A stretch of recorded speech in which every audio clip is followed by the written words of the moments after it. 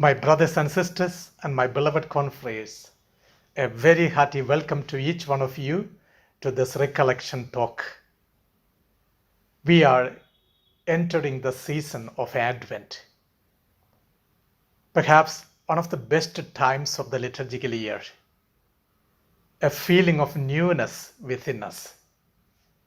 A little child is coming my home in order to encounter me, to give me a different perspective of life. Advent always used to give us a sense of joy, a sense of belongingness, and a sense of relationship.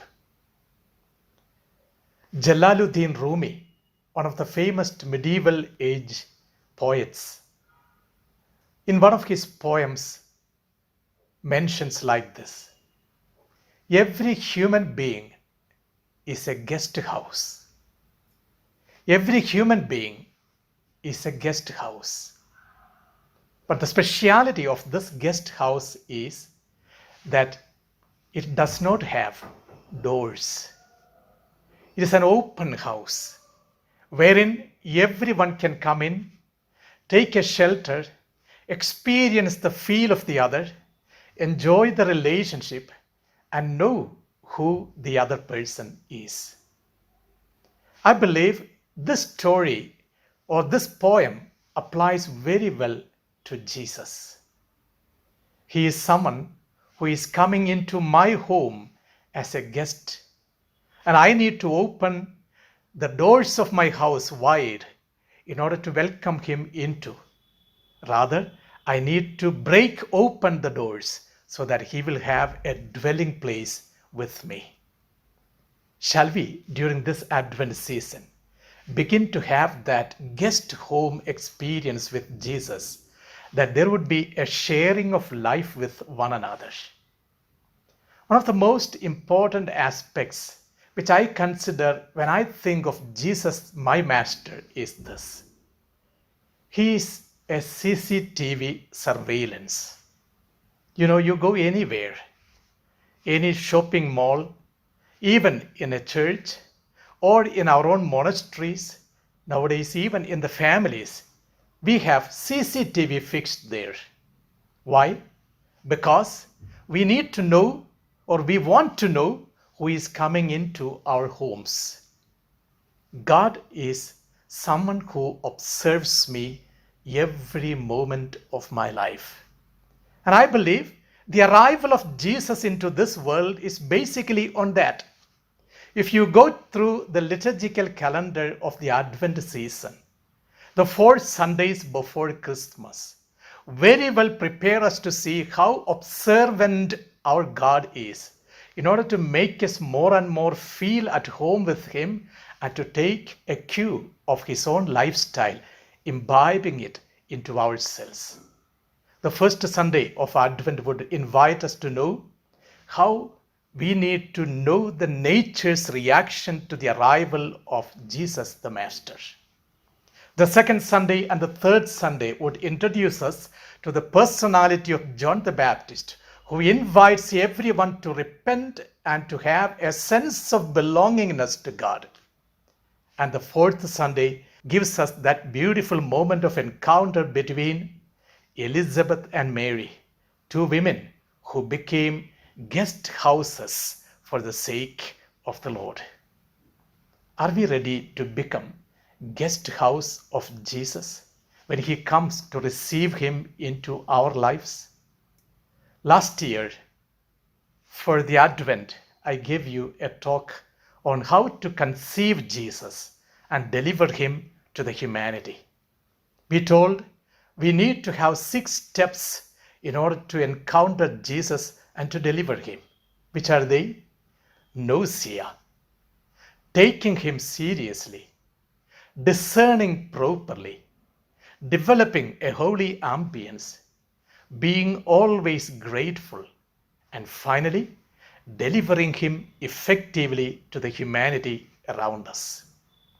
This time, going a bit further, I would like to place before you, my brothers and sisters, 5 points of discussion and reflection for ourselves in order to welcome Jesus meaningfully in our lives.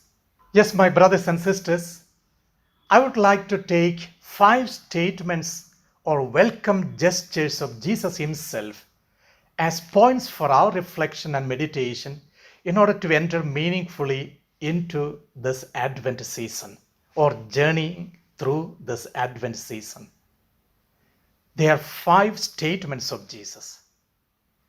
Come and see. Come and learn. Come and rest. Come and dine. And come and inherit. These 5 statements can make us how well we need to prepare ourselves in order to receive Jesus on the Christmas day. Shall we go through one by one through these points so that we would be able to deliver for ourselves something effective and deep to encounter him. Come and see. One of the beautiful statements of Jesus in the Gospels. Come and see. My brothers and sisters, the very word to see biblically means to experience. Even in the English language, we make a big difference between seeing and meeting. Sometimes we say, I saw him, but I did not meet him. But Bible takes this word to see in a quiet, deeper manner. To see is to experience. The one who is becoming a disciple of Jesus, one who wants to imitate the person of Christ, should taste and see who he is. Those are the words of Jesus himself. Taste and see. Experience me personally so that you would be able to understand who I really am. In other words, become experts of me. One of the greatest tragedies of Christianity today is that Christians do not know who Jesus Christ is. Very many occasions are vivid before us. In the modern times, there are a lot of criticisms about the lack of knowledge or the depth of the Christians about their own religion. I see when other persons who do not know Jesus Christ criticize us, we are not able to give an effective answer to that. Even in my own teaching to my students, I always used to say, you should be an expert in the person of Christ. You should know him, you should see him, you should experience him. You just take that word to know in the Bible. To know is to experience. Even for a sexual relationship, biblical word used for it is to know. Abraham knew his wife Sarah. He entered into sexual relationship with her. And that is the kind of knowledge and experience of the person of Christ that is expected of us. A deeper intimacy with the person of Christ makes us become aware who he is. And that relationship is the one for us to stand before others to preach the gospel of Christ. Do you know Jesus? Have you ever seen Jesus Christ? Today, when oppositions come, persecutions come, tribulations come on our way, are we able to withstand them with that knowledge of Christ, with that seeing the experience of Christ that we have in our lives? My dear brothers and sisters, today we need to challenge whom are we going to experience and welcome in our guest house. We say Advent is the time that we are going to encounter Jesus Christ, our Lord and Master. Have you seen him? Have you experienced him?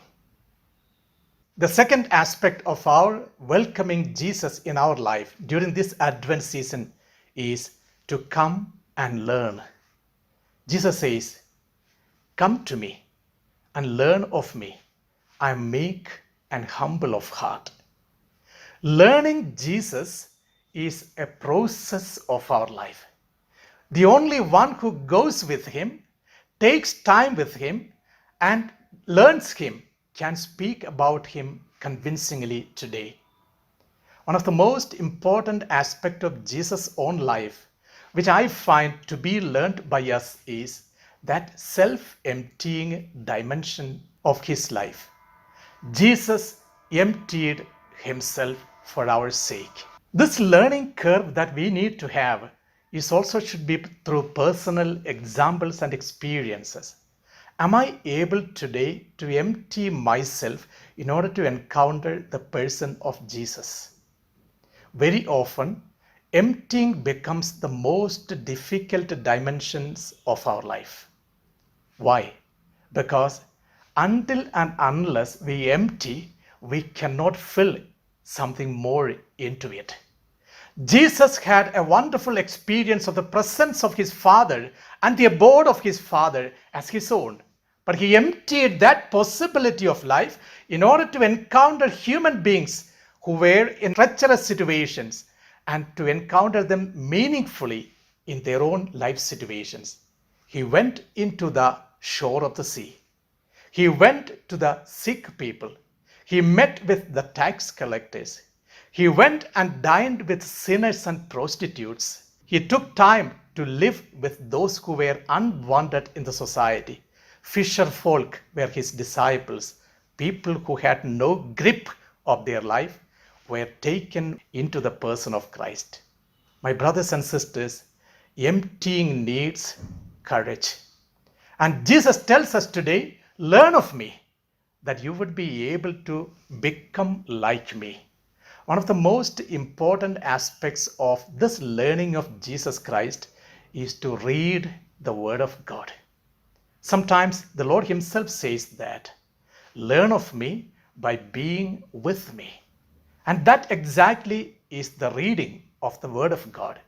Have we the guts and courage to read the Word and to live in accordance with that Word? Very many times we have failed in understanding Jesus because we do not know what He is telling us.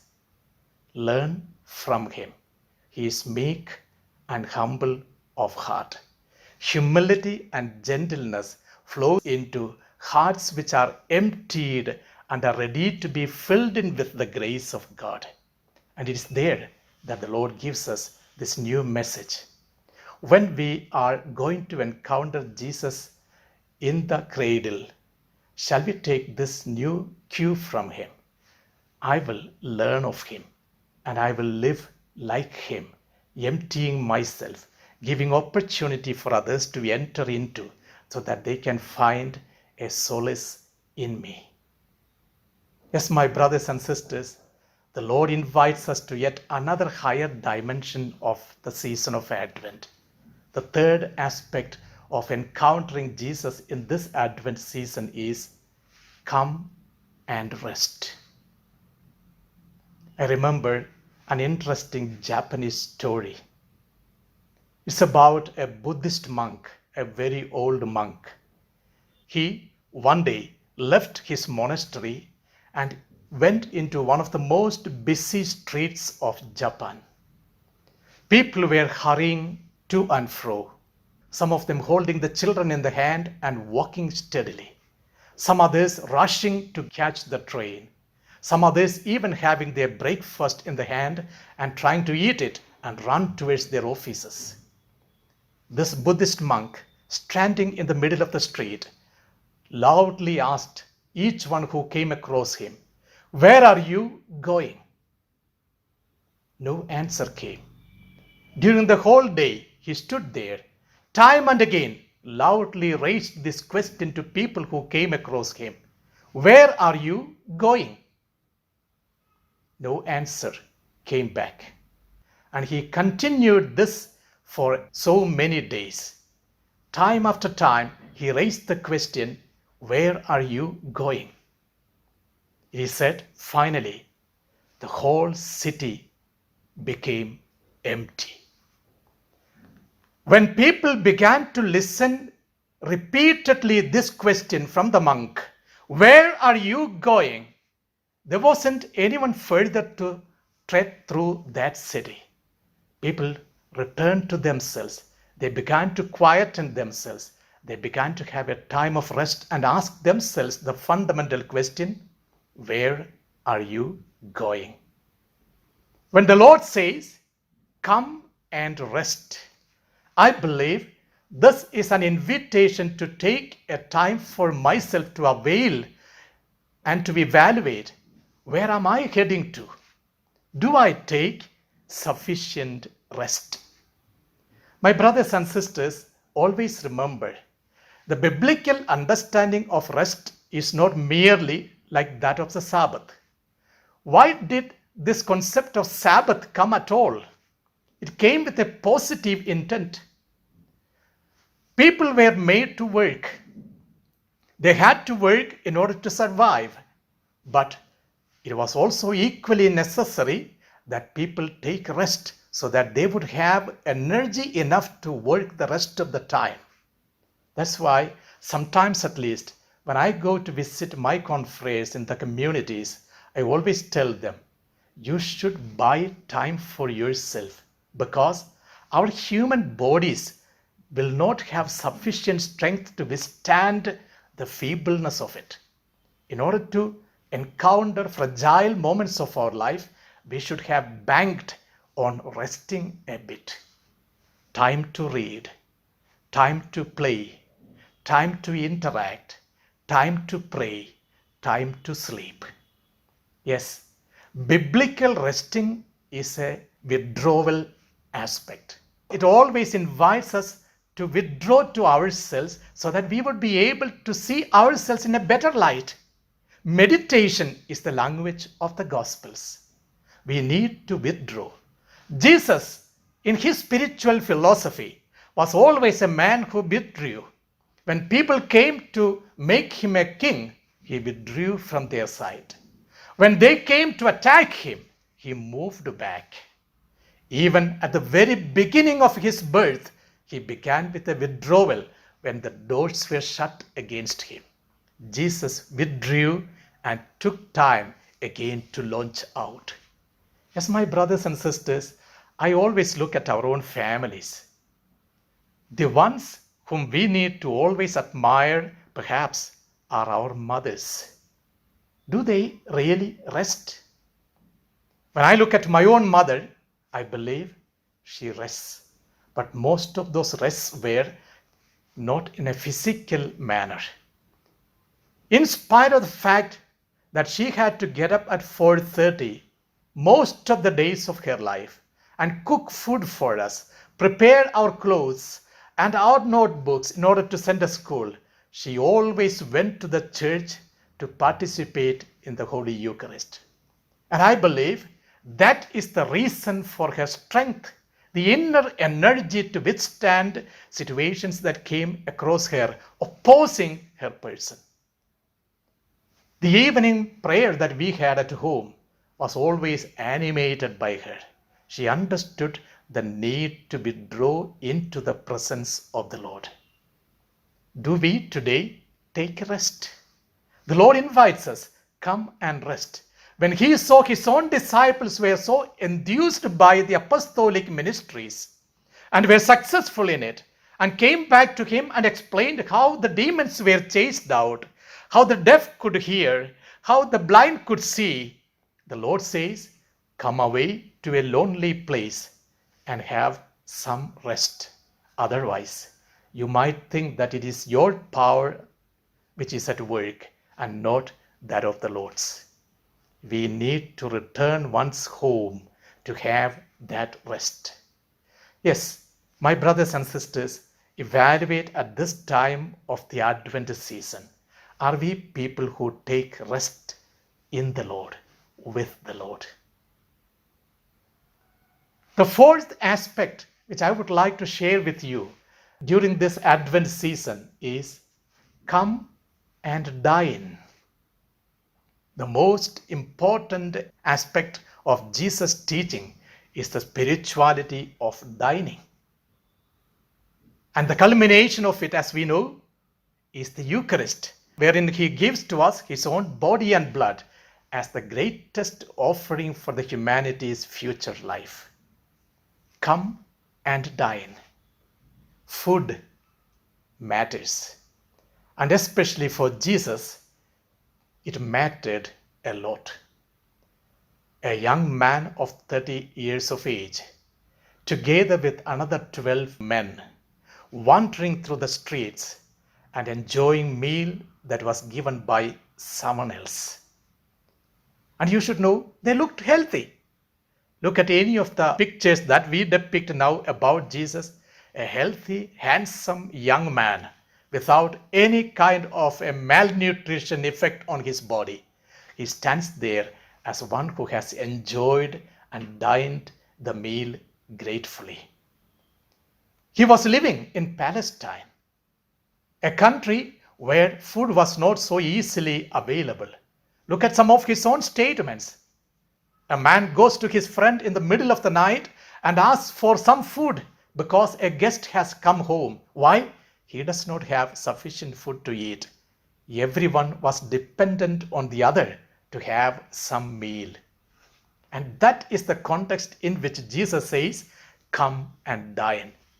Although we speak about Jesus as a wanderer who depended on the mercy of the other in order to have a day's meal, we find one very interesting thing in the gospel. There are 40 meals mentioned wherein Jesus participated. 40 times, and that's a great number. It all shows forth the joy with Jesus shared the meal with the other. It's a time of healing. It's a time of reconciliation. It's a time of relationship. It's a time of fellowship. It's equally a time of sacrifice. One very touching thing that I always notice about Jesus handling meal is this. He always took the bread with a sense of gratitude. And that's why when he broke the bread at Emmaus, the disciples were able to open their eyes and recognize the person of Christ and said, "It is the Lord," because there is gratitude in his hand, in his heart, and in his eyes. Yes, my brothers and sisters, Eucharistic celebration and the sharing of the meal of Christ, the body of Christ, is an important dimension of our Christian way of life. During this time of the pandemic, COVID-19, we to a great extent limited our journey with Jesus in the sacrament of Eucharist to a spiritual realm. Online Mass, domestic liturgical services, all these are new trends that we have developed. It was necessary, but perhaps it's equally essential that we get back to the church, to the sacramentality of the presence of Christ in the tabernacle in every church is an important aspect of our Christian way of life. And that's where I love the Catholic tradition of keeping the church's doors open throughout the day, wherein a person can go in, meet Jesus, the bread of life, and encounter him in his personal life. Shall we return to the normalcy of Christian lifestyle, participating in the Eucharist, sharing the meal of love with Jesus, and thus becoming people who dine with him? Yes, my brothers and sisters, finally, we come to that invitation of Jesus. Come and inherit. The one who has seen Jesus, the one who has learned from Jesus, the one who has rested with Jesus, the one who has dined with Jesus, has every right to inherit the kingdom that he proposes. It is a possessive language. Just like Yahweh told the people of Israel, "You are my people," which means you have right in my kingdom.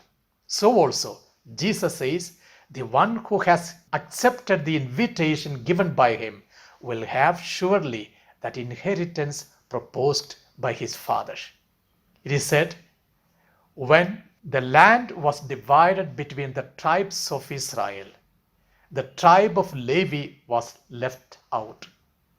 Later, when it was asked why they were not given the land, the answer was, the Lord is their portion and cup. Yes, all of us will have to say one day, the Lord is my portion and cup. We have to inherit the land that is proposed by the Lord, the kingdom. Yes, my brothers and sisters, during this Advent season, as we prepare to receive that child, the child Jesus, in our hearts on the Christmas day, let this season of Advent become a learning curve for us to see Jesus, to know Jesus, and to rest with Him, to learn from Him, to dine with Him, and finally to inherit the kingdom proposed by Him. I wish each of you a meaningful celebration of the season of Advent. Amen.